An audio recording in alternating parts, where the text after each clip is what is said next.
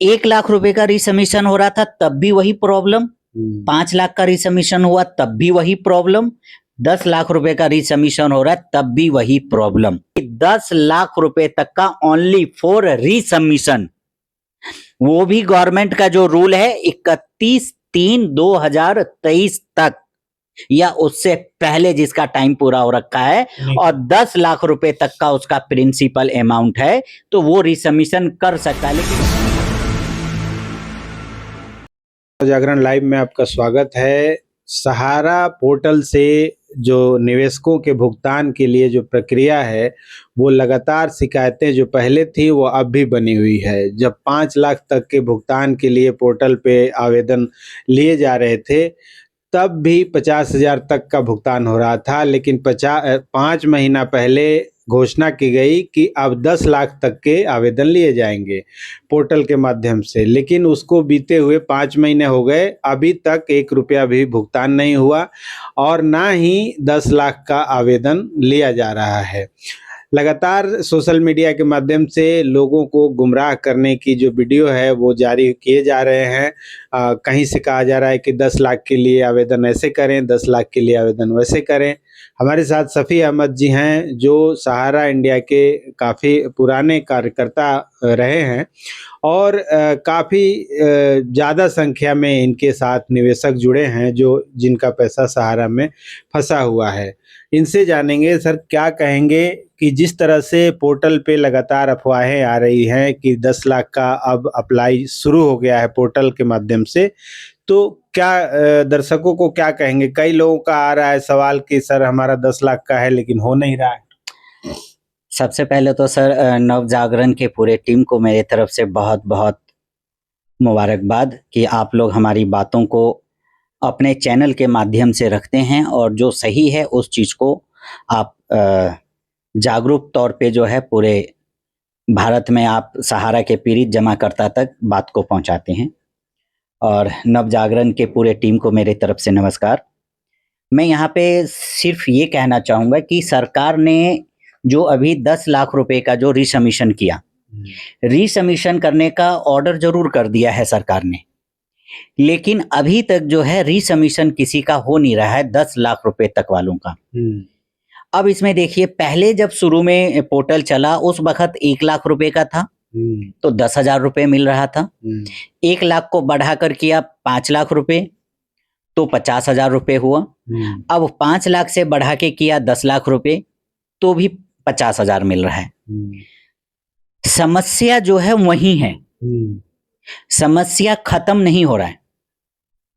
सरकार को ये चाहिए अभी तत्काल में, अगर तत्काल में सहारा के पीड़ित जमाकर्ता का अगर आप हकीकत में उसके हित में चाह रहे हैं, सरकार जो बार बार मंचों पे ये कहती है कि सहारा का एक एक पाई सहारा के पीड़ित जमाकर्ता को मिलेगा, तो सरकार जब इतना चिंतित है सहारा के पीड़ित जमाकर्ता के लिए तो सरकार को ये चीज सोचना चाहिए कि उसका भुगतान बड़े सरल तरीके से कैसे किया जाए।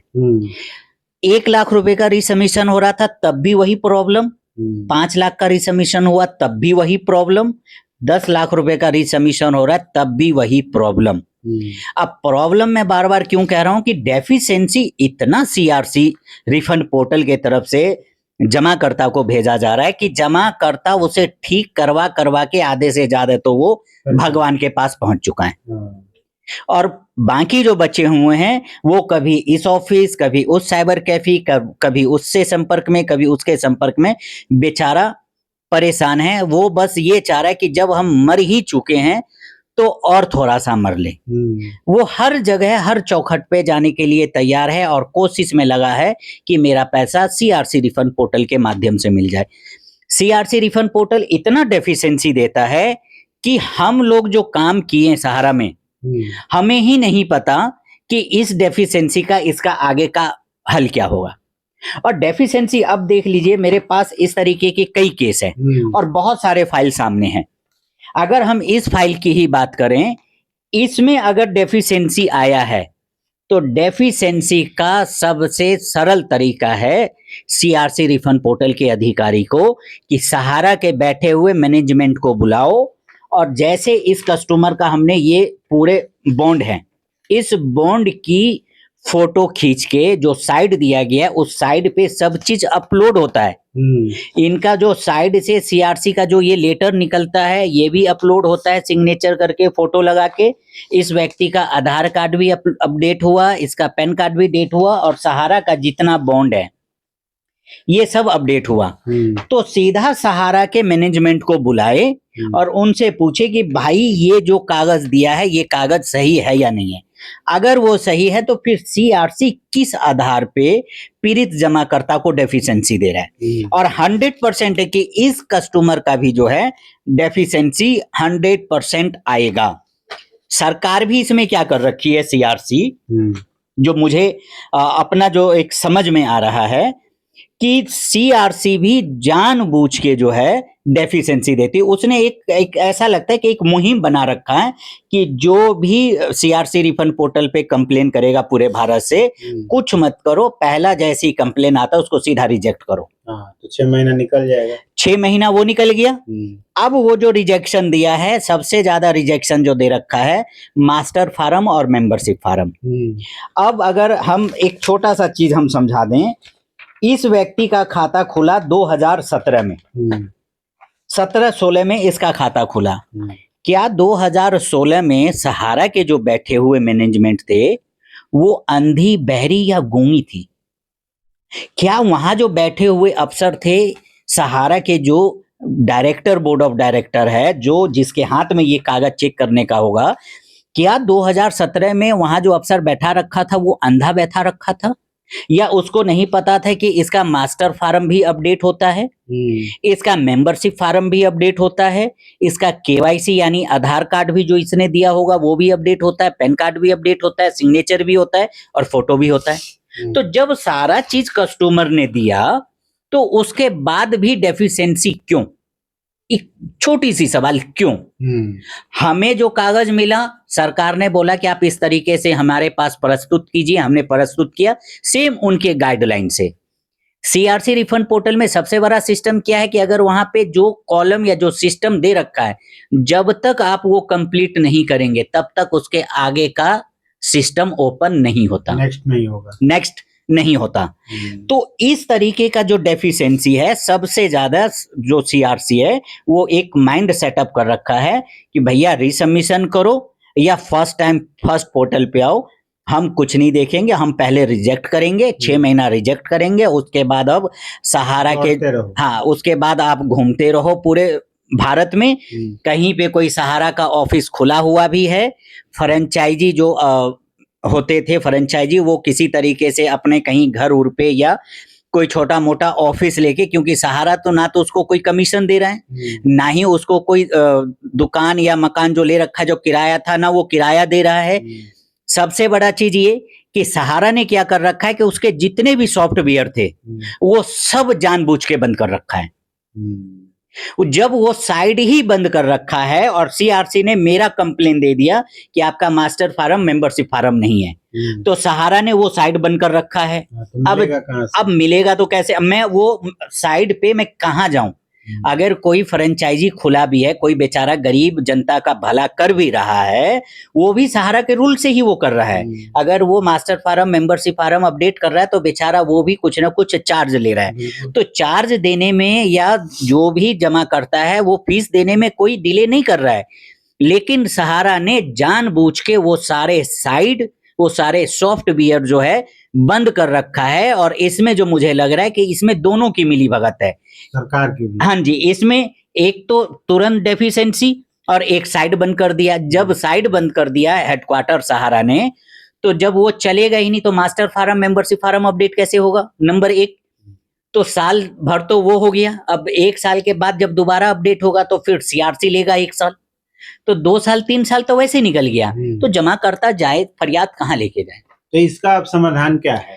इसका समाधान तो बस सर एक ही है। एक तो ये इंतजार करते रहिए कब 10 लाख का ऑन होगा। 10 लाख का मैं आपके चैनल के माध्यम से बोलना चाहूंगा, कोई भी अगर इस वीडियो को देखने पूरे भारत में जिसका 10 लाख रुपया का रिसमिशन हुआ हो और उसको 50,000 रुपये आया हो इस 5 महीने में, वो बताएं। जो मेरे पास अभी तक जो नॉलेज है, सबसे पहली बात तो 10 लाख रुपए का रिसमिशन हो नहीं रहा है, उसको फर्स्ट पोर्टल पे जब चेक करते हैं तो अंडर प्रोसेस दिखाता है।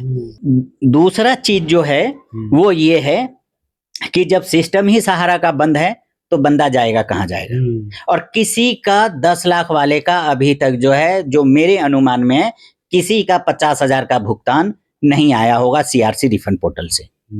और अब सिर्फ एक ही रास्ता है, या तो सारे जमा करता जिसके भी डेफिशिएंसी आया हुआ है कुछ ना करे, अपना सारा पेपर ले और डायरेक्ट सीआरसी के ऑफिस में पहुंचे और उनसे सिर्फ एक ही चीज पूछे, ये मैं प्रेजेंट, मेरे नाम से ये पेपर, ये मेरा आधार कार्ड, ये मेरा पैन कार्ड, ये मेरा फोटो, ये मेरा सिग्नेचर, तो फिर डेफिशिएंसी क्यों? 45 दिन का टाइम दिया तो 45 दिन में पैसा क्यों नहीं? आज बड़े बड़े मंचों से ये कहा जाता है, जैसे दिल्ली में जब चुनाव था तो एक घोषणा हुआ कि दिल्ली के सभी महिलाओं को मिलेगा 2500 रुपए। तो 2500 रुपए का घोषणा हुआ, कितने महिलाओं को मिल रहा है दिल्ली के अंदर में? तो इसी तरीके से ये सीआरसी रिफंड पोर्टल जो है एकजुट होके सीआरसीएस सेंटर पे जाएं। हाँ, एकदम वही पूछे। देखिए, भुगतान तो सीआरसी रिफंड पोर्टल से हो रहा है। सहारा के जो मैनेजमेंट है, वेरीफाई आज भी सरकार ने सहारा को ही दे रखा है कि कागज आप वेरीफाई करके दो। और अगर सहारा का ये कागज है तो सहारा को वेरीफाई करने में इतना डिले क्यों, इतना लेट क्यों? सोचने वाली बात है। सहारा का ही बॉन्ड, सहारा का ही पासबुक, सहारा का ही जमा करता और सहारा के ही अधिकारी को वेरीफाई भी करना है, तो उस अधिकारी को वेरीफाई करने में इतना लेट क्यों? क्या ये जो जमा करता है ये लंदन से उठ के आया है क्या, जो सहारा के बैठे हुए अधिकारी को इतना टाइम लग रहा है वेरीफाई करने में? कई केस मेरे पास अभी ऐसे पड़े हुए हैं जो 2.5 साल से अंडर प्रोसेस है। क्या 2.5 साल से वो बेचारा अभी तक वेट कर रहा है?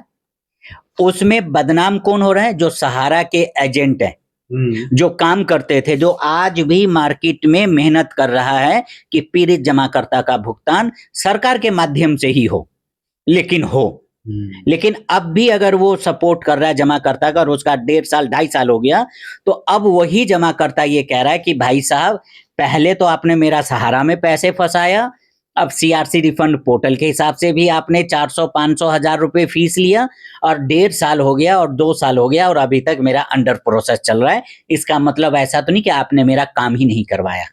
ये सीआरसी की बहुत बड़ी कमी है।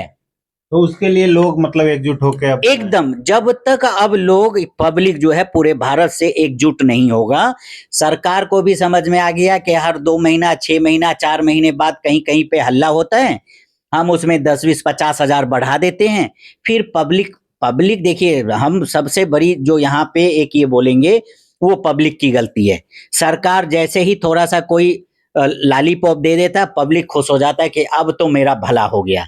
लेकिन वही पब्लिक जो सोचता है ना मेरा भला हो गया, अब वो उसके आगे पीछे घूमता रहता है 2-2 साल, 4-4 साल, 5-5 साल तक। पब्लिक को समझना पड़ेगा, मेरा कागज, मेरा आईडी प्रूफ, मेरा सिग्नेचर, मेरा फोटो आप बुलाओ जहां पे आना है। जैसे निर्मला सीतारमण जी पहले भी बोल चुकी हैं कई बार संसद में कि कागज लाइए और पैसा ले जाइए, हम लेके आते हैं, आप हमें जगह दे दीजिए, आप चेक कीजिए कि मैं जेन्युइन हूं या नहीं। मैं जेन्युइन हूं, तुरंत मेरा पेमेंट, आप जैसे गवर्नमेंट तुरंत किसान निधि और भी बहुत सारे जो सरकारी चलते हैं, एक क्लिक पे कई हजार करोड़ रुपया किसान के पास पहुंच जाता है। 10,000 पहुंच जाता है। जैसे अभी बिहार में था तो 10-10 हजार रुपए पहुंच गया, बिना कुछ किए हुए, सिर्फ ऑनलाइन अप्लाई किया या वहां के जो साइबर कैफे वाले थे किया, उसका जितना यहाँ जो चेक हो रहा है सहारा का, इतना चेक उनका नहीं किया होगा सरकार, लेकिन उनका 10,000 आ गया। और यहाँ हम लोग सब चीज देने के बाद आज भी हम 1.5 साल, 2-2 साल से सिर्फ उस पोर्टल का मुंह देख रहे हैं कि कब वहां से अंडर प्रोसेस पेमेंट एजिबल में होगा, कब मेरा भुगतान आएगा। लेकिन उनका भुगतान 10,000 पहुंच गया। तो ये सरकार की नीयत पे सवाल है। चलिए, तो ये थे सफ़ी अहमद जी। और जो 10,000 पोर्टल पे जो 10,000 तक के जो सबमिशन का जो एक अफवाह, एक तरह से 10 लाख पोर्टल पे जो 10 लाख तक के सबमिशन के लिए जो अफवाह एक तरह से उठाई जा रही है, वो सरकार की तरफ से घोषणा तो हो चुकी है, बट उसको अमल में लाने में अब कब कितना समय लगेगा ये तो मोदी जी ही बताएंगे या उनकी टीम बताएगी। अभी तो निवेशक बस उनको एक जुमला दे दिया गया है और वो उसी में उलझे हुए हैं कि हाँ अब 10 लाख मिलने लगेगा, अब 10 लाख मिलेगा। तो समाधान तो एक ही है कि सारे निवेशक एकजुट हों और एकजुट होके आवाज उठाएं। यहाँ पे सिर्फ एक चीज और मैं बोलना चाहूंगा, खासकर दर्शक को, खासकर सहारा के पीड़ित जमाकर्ताओं को एक चीज मैं बहुत अच्छे तरीके से समझाना चाह रहा हूं कि जो भी डिजिटल पे अभी आप देख रहे हैं कि बहुत सारे ऐसे डिजिटल मीडिया पे आके बोल रहा है, बहुत सारे ऐसे चैनल हैं जो ये कह रहा है कि 10 लाख रुपए तक का भुगतान हो रहा है एकदम। मैं फिर से पीड़ित जमाकर्ता को मैं क्लियर कर दूं कि 10 लाख रुपए तक का ओनली फॉर रीसबमिशन, वो भी गवर्नमेंट का जो रूल है 31/3/2023 तक या उससे पहले जिसका टाइम पूरा हो रखा है, और 10 लाख रुपए तक का उसका प्रिंसिपल अमाउंट है, तो वो रिसबमिशन कर सकता है, लेकिन हो नहीं रहा। लेकिन जो बहकावे में जो आ रहे हैं डिजिटल मीडिया पे कि 10 लाख रुपए का भुगतान हो रहा है, यहां पे जाके ये करवाओ, तो उन सब से बचो। वो सब एक तरीके से सहारा के कुछ चमचे हैं पूरे भारत में जो गुमराह करने में लगा हुआ है कि सीआरसी रिफंड पोर्टल पे 10 लाख रुपए का भुगतान। तो मैं ऐसे चमचों से मैं कहना चाहूंगा कि मेरा खुद का 10 लाख, 20 लाख, 50 लाख से एवब का भुगतान है। आप मेरा 10 लाख रुपए का जो मेरा रिसबमिशन में जो केस आया है, सिर्फ मेरा वो दिला दो। मेरा जो उसमें प्रिंसिपल अमाउंट है मेरे घर का, ब्रदर के नाम से, वाइफ के नाम से 7,19,000 है, और आप 10 लाख रुपए का सुना रहे हो कि 10 लाख रुपए का भुगतान हो रहा है। मेरा 7,19,000 ही दिलवा दे, जो ये व्यक्ति बोल रहा है वो मेरे को दिलवा दे, मैं उनकी गुलामी करूंगा। चलिए, तो ये जो है वो अफवाह से बचने की सलाह है एक तरह से, और एक तरह से जो इस सहारा भुगतान को लेके जितने लोग वीडियो बना रहे हैं उस पर ज़्यादातर लोग एक तरह से अफवाह फैला रहे हैं, और उनका कहना है कि एकदम इस तरह से अप्लाई करेंगे तो भुगतान होगा, यहाँ अप्लाई करेंगे तो भुगतान होगा। ऐसा कुछ भी नहीं है। उसका अनाउंसमेंट जरूर हुआ है, बट उसका पोर्टल अभी रिसबमिशन ऑन ही नहीं हुआ है। आगे जो भी अपडेट होगा हम बताते रहेंगे, बने रहिए नवजागरण।